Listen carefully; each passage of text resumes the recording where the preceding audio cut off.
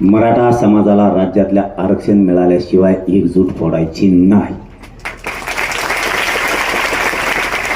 एकजुटीनं सगळ्यांनी हाक मारली की उभारात जायचं, सगळ्यांनी अंतरावून लिहायचं. दुसरं काम, सगळ्यांनी दारू सोडून द्या.